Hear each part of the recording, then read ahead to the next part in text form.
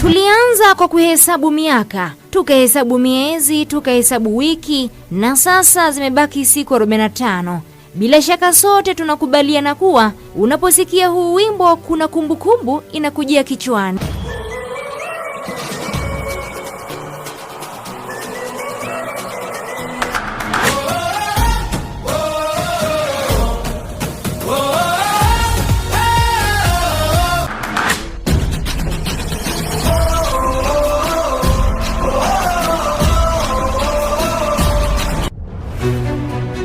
Ladha na burudani za kombe la dunia zilianza rasmi mwaka 1930, na kwa mara ya kwanza mashindano haya nchi mwenyeji ilikuwa ni Uruguay, na Uruguay walikuwa wenyeji wa mashindano hayo kwa sababu Uruguay walikuwa mabingwa wa Olimpiki mwaka 1924 na mwaka 1928, na mwaka 1930 pia ilikuwa miaka 100 uhuru wao. Timu zilizoshiriki zilikuwa 13 tu. Zilikuwa na kwa wakati huo hakukuwa na kufuzu, ambapo mabingwa wa kombe la dunia walikuwa Uruguay, walishinda fainali dhidi ya Argentina 4-2. Jambo pekee ambalo baadhi ya wapenzi wa mpira wa miguu wanashangaa, mwaka 1930 tangu kuanza kwa kombe la dunia hadi mwaka 1970 kulikuwa hakuna matumizi ya kadi ya njano wala nyekundu uwanjani, lakini pia kulikuwa hakuna wachezaji wa akiba kukaa benchi kama ilivyo kwa sasa. Swali la kujiuliza, mchezaji alipokuwa akifanya makosa ya kinidhamu uwanjani ama kucheza faulo,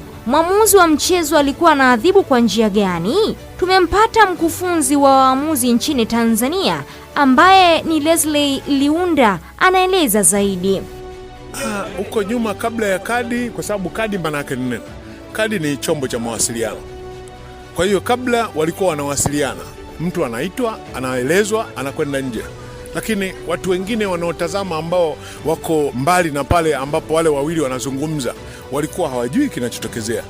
Ndipo ikaletwa kadi, kadi ikaelezwa, ikionyeshwa kadi hii iko ya njano itakuwa maana yake hii, nyekundu maana yake hii. Kwa hiyo zikaanza kutumika kwa namna hii kama chombo cha kufanya mawasiliano. Lakini pia kulikuwa hakuna mabadiliko ya wachezaji kufanya sabu kama ilivyo kwa sasa.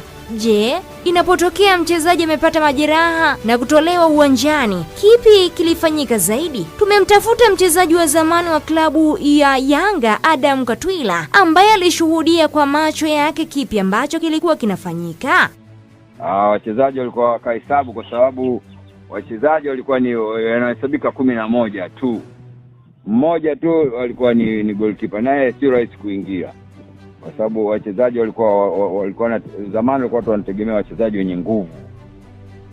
Kwa hiyo anategemea kwamba anaweza akacheza dakika zote 90. Akiumia atatibiwa, atarudi. Yaani atachechemea mpaka dakika ya mwisho. Yumo kiwanjani. Vipi ikitokea ameumia kiasi kwamba hawezi kurejea uwanjani? Basi mtabidi mcheze pungufu. Vipi endapo njia hiyo ya kutoa adhabu ingekuwa inatumika kwa sasa, ingekuwaje? Baadhi ya wadau wa soka wametoa mtazamo wao. Naitwa Patrick Majembe. Angekuwa kwa sasa kutumia mfumo ule, wachezaji wetu wengi watukutu wa miaka hii, sababu wangemkataa muamuzi, ambaye muamuzi yuko kwenye sheria, lakini wangekataa. Umeona? Hata sasa hivi wangeomba toka nje, lakini angeleta ubishi tu. Kama hivi naona ligi ya kwetu hapa, kuna watu wana visasi, washafungwa goli moja, alafu anataka kusalisha, ngaumiza tu wachezaji wa timu pinzani, basi wao wapate ushindi. Timu pinzani waliopungukiwa na wachezaji walioumia wapoteze. Jina langu naitwa Salum Mohamed Salum. Kwa refari asingeaminika yani. Kwa hata refa mwenyewe kwanza ana kazi sana kufanya. Sheria ile ya kuweka kadi nyekundu, kadi ya njano, ile imesaidia vitu vingi.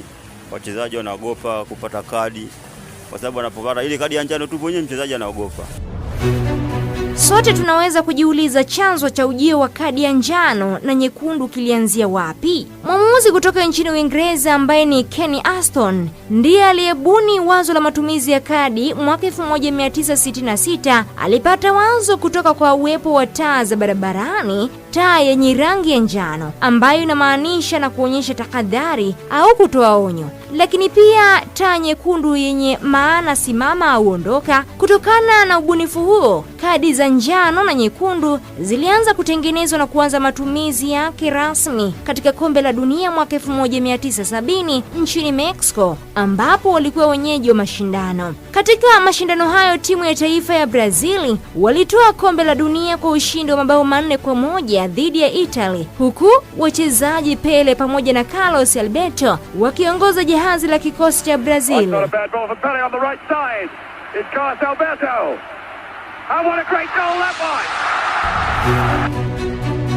Kwa mara ya kwanza TV na redio zilianza kutumika kutangaza na kuonyesha mashindano hayo, ambapo awali TV na redio zilikuwa hazionyeshi mashindano hayo. Yapo mashindano mengi ya kombe la dunia ambayo yaliacha alama duniani. Sisi tunasubiri kipenga kupulizwa na kutazama ni alama ipi itaachwa mwaka huu mara baada ya kombe la dunia kumalizika.